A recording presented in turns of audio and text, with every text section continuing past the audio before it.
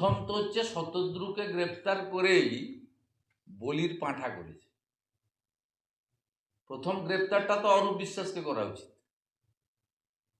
দ্বিতীয় গ্রেপ্তারটা তো সুজিত বোসকে করা উচিত, তারপরের গ্রেপ্তারটা শতদ্রুকে করা উচিত।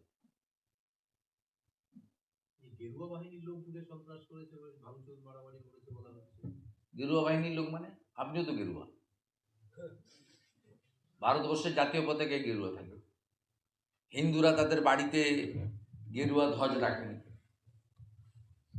স্বামী বিবেকানন্দ গেরুয়া বসন করতেন। গেরুয়ার সঙ্গে কোনো রাজনীতির সম্পর্ক আছে না। গেরুয়া তো শৌর্যের প্রতীক, ত্যাগের প্রতীক। গেরুয়া মানেই ভারতবর্ষ, ভারতবর্ষ মানেই গেরুয়া। একে ওই জায়গায় ওই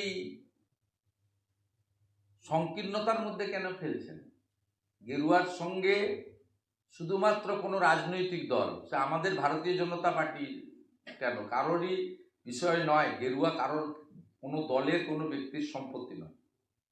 যে বসন স্বামী বিবেকানন্দ তার গায়ে তুলে নিয়েছিলেন, যাকে ত্যাগ এবং শৌর্যের প্রতীক বলা হয়, কয়েকদিন আগে রাম মন্দিরের মাথায় যে ধ্বজ উঠে রাম মন্দির নির্মাণ সম্পূর্ণ হলো, সেই গেরুয়াকে নিয়ে বিতর্ক যারা করছেন তারা নিকৃষ্ট মনা, সংকীর্ণ মনা এবং জামাতিদের দোসর বলে মনে হয়।